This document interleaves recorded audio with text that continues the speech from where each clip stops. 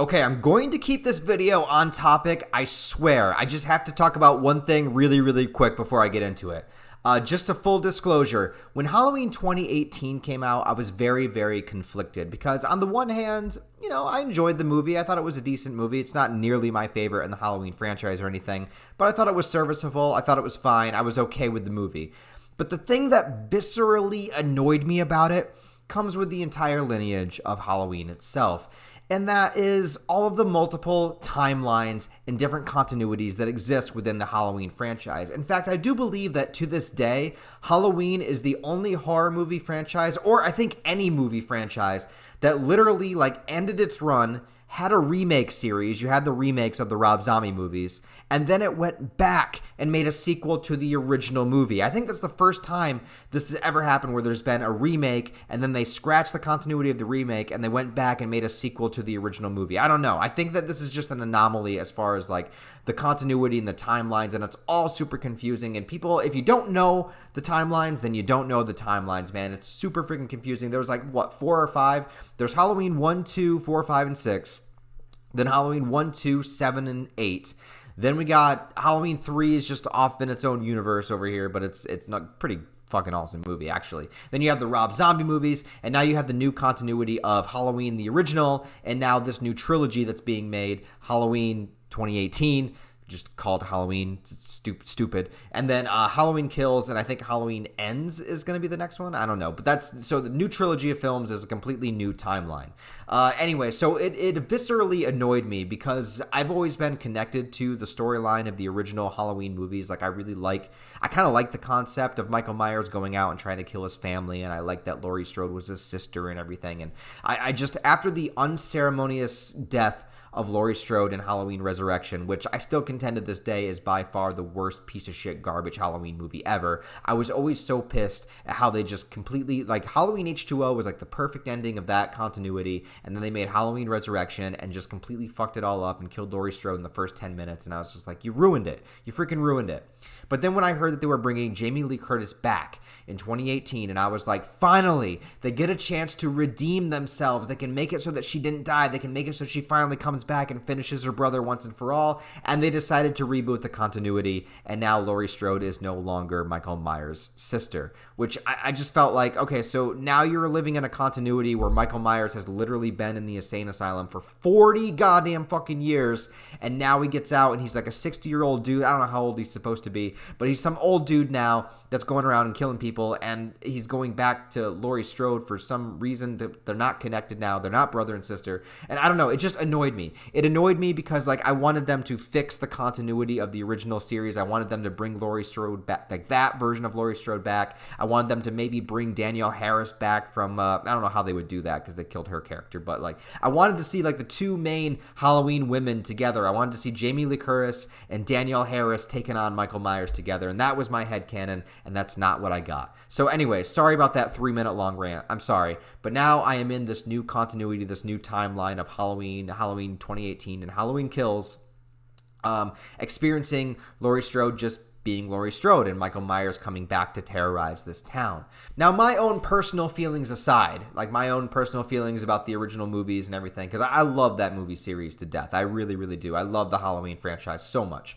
So that all aside, I gotta just take these movies on their own merits and just enjoy them for what they are. And Halloween 2018, like I said, I thought it was an enjoyable movie. There was a lot of things that rubbed me wrong about it, besides the rebooting of the timeline. Also, I thought there was way too much humor in it. I thought there was a lot of awkward moments and stuff like that. But I think Halloween Kills really, really fixes that. Now, look, this movie does have some wacky, kind of weird moments in it, but I gotta say, it's not near my favorite Halloween films, but it's also nowhere near my bottom. I'd put it somewhere in the middle. I actually found a lot of enjoyment with this movie and had fun with it. And I think the one thing they nailed about this movie was Michael Myers himself. I think this is some of the best, Michael Myers work that we've seen in a really, really long time. Better than 2018, better than the Rob Zombie movies, probably since, I don't know, H2O, I felt the way the character moved and the way that he felt when he killed people this sort of like morbid curiosity he has with it. Like, for example, there's a scene in the movie early on where he enters this old couple's house, and he seems like he kills this guy, but he doesn't actually. He stabs him a couple of times, he bashes his head up against the wall, but the dude's still alive, and he throws him on the kitchen counter, and Michael just slowly like turns to the side, picks up a different knife, looks at the knife, stabs the dude, moves over, grabs a different knife. It's like he's not even interested in killing the dude. He just has this weird, sick curiosity of what's going to happen if I keep stabbing this person. Like, how does this work? Like, I just keep stabbing him. And you know how in the original movie where he pinned the boy to the wall with the knife, and there's that iconic shot where he steps back and he looks at the boy pinned to the wall, and he like tilts his head a little bit to the side, just kind of like admiring his work. That's what I felt with this movie. I felt that energy, that weird, morbid, like the same thing when he like tries different things. So there's a iconic scene in the beginning of the movie, or towards the beginning of the movie, where he kills a bunch of firefighters, which apparently was like this big controversy thing. They were saying like, let's cut the scene. So yeah, there's a scene in this movie where he kills a bunch of firefighters, and it was coming on blast, like he shouldn't be killing firefighters, whatever. It's like Michael Myers is an evil, freaking possessed, weird person that nobody knows what the fuck he's doing or why he's killing people. He kills people. That's what he does. He's a mass murderer. He's not a good person. We shouldn't be having him limited the kind of people that he can kill. He kills equal. He's an equal opportunity killer, actually. And I'm surprised. There's actually a scene in this movie where Michael Myers kills a gay couple, and I'm pretty surprised that I haven't seen any posts saying that Michael Myers is homophobic. Because that's literally the world we live in these days. But no, Michael Myers kills a lot of people in a lot of variety of different ways. And I really loved, like, just like I said, just the tone, the vibe, and how he did it. Like, this movie's called Halloween Kills, and he kills a shit ton of people with a bunch of different types of ways and different types of people. And it's just like equal opportunity across the board. Just everyone gets a fair share at killing. And I thought it was great the way that it was done. And I think it is the original actor playing Michael Myers, if I'm not mistaken. Please correct me if I'm wrong. I should have looked up the behind-the-scenes stuff before I did this review, but this is just, I saw it just now in the theater, coming off the cuff. No, I didn't write a script for this video or anything, so I apologize if I'm all over the place, but that's one thing I loved about this movie. Another thing that I really liked about it is that this movie played on the idea of what Michael's sort of infection does to the town people around him.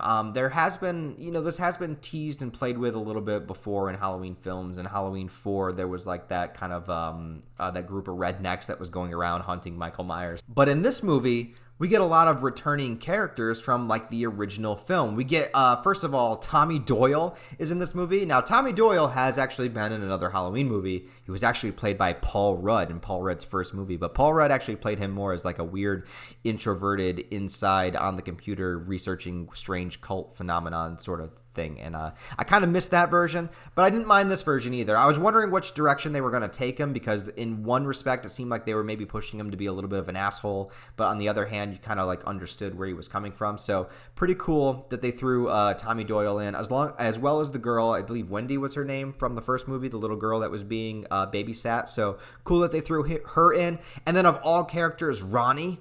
Like, I remember in the first movie where he's like the bully kid, or one of the bully kids that's pressuring to go up against the door. He like goes up to the door of the Myers house, and there's a scene where Dr. Loomis is like, "Get your ass away from there, Ronnie," and he like runs away. And like now we see him as an adult, and they literally actually made him the character that is the father of the boyfriend character of Laurie Strode's granddaughter. So they make it all work. It's a small town, it's actually, I'm from a small town, so this is actually how this shit works. So that's pretty realistic.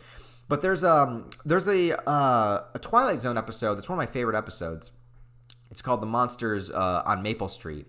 And basically the whole premise of that episode, not to like get on a tangent here or anything, but some weird phenomenon starts happening around this small town where like lights are going out, like electronics are turning on and off, people don't know what's happening, and throughout the course of the episode they start to think that someone among them is like an alien that's in disguise. It's a human, right? And so they all start getting paranoid with each other, to the point where they all start accusing each other and blaming each other, and basically eventually the town starts ripping itself apart and they all start killing each other.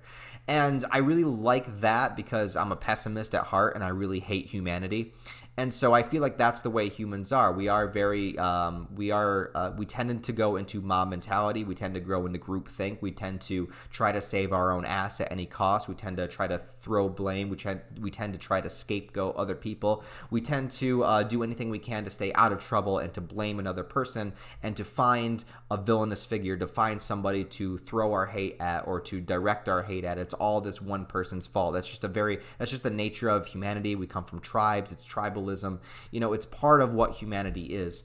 And it's really sad. It's really depressing. It's really pessimistic, but it's also very realistic.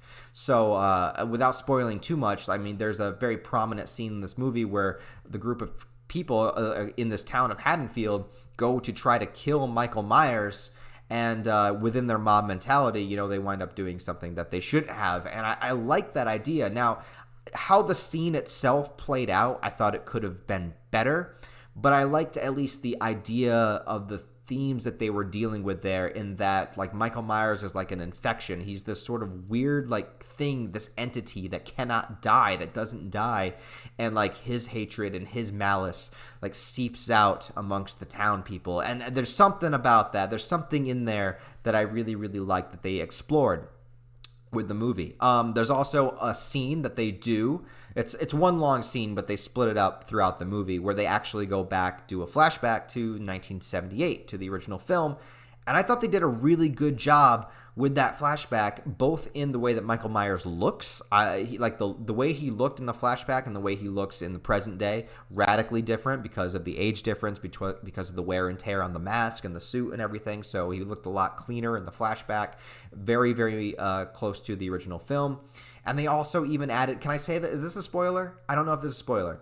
Minor spoiler. But they added in a cameo of Dr. Loomis. Now, they got a different actor to play him, but like he looked the part, man. He looked awesome. I was super happy to see Dr. Loomis in this movie. I was like, oh shit, they found a way. Like I'm just happy that they found a way to put Dr. Loomis into the movie. Like, because Donald Pleasance is gone and because that he's been out of the movies for so long, Halloween 6 was his last movie, and it's like it was just really, really cool to see him back, to see the character back. Oh, and then we also have Sheriff Brackett back as an extremely old man now, and he does say a line. He does mimic his line from the first movie where he says, "We're all entitled to one good scare." Super fucking cheesy in the movie. However, I love that he was there. I love that he was able to say it. It felt like a nice special nod to the original film. Now, there is a lot of hate going on for this movie right now, too, and I have not looked into it personally because I didn't want to watch any reviews until I watched the movie myself, so I'll be digging into that soon. If there's anything I could say, it's because the movie kind of lacks anything other than really like badass kills, which, by the way, this is actually one of the goriest Halloween movies in the entire franchise. I would say like the gore is pretty like top notch as far as like the Halloween movies go, but that's pretty much what you're getting out of it. I think some people were probably disappointed because they didn't really do a lot with Laurie Strode. She's pretty much laid up the entire movie. Now, I had the awareness going in that this is going to be a trilogy, so like it didn't bother me as much that the movie ends where it does because I know that there's a third final film coming. So this is sort of like the middle. This is like the the bridge in the middle of the two other films that are coming. So or one other film that's coming. You know what I'm saying? Sorry, it's late. Come on. I just watched Michael Myers kill people for an hour and a half. I'm a little delirious. And then there is probably also the stupidest kill ever. However, I thought it was hilarious. And sometimes the dumb kills are the most fun. And it's the girl with the gun. If you know what I'm talking about. How does that happen? I don't know.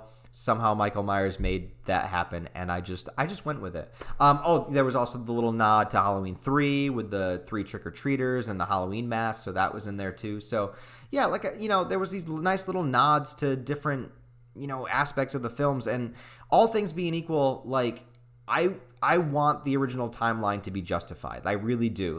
That's my ultimate thing. If I had to make my own like personal Halloween fan film, I would have like I don't even know what I would do. I would do the freaking like multiverse of Halloween. I would open up the multiverse and do all the timelines and merge them all together, like freaking Crisis on Infinite Halloween. That's what I would call it. I don't know. And just bring Laurie Strode, the original, like back, and then bring Daniel Harris back, and that's what I would do. But that's not what we're getting, so I got to appreciate and accept what we got. And I enjoyed the movie. What can I say? So. Without the review being too long, without getting the spoilers, let me know what you guys think down below. Leave all your thoughts, comments, and theories, whatever, about Halloween Kills. What'd you think about the movie if you saw it? Did you love it? Did you hate it? Tell me why. Also, please give this video a like and a comment because it will help the engagement, which will help me in the algorithm, which will help me in life. So I appreciate it. Thank you a lot, guys. Really appreciate it. Happy Halloween, everybody. I'll talk to you next time.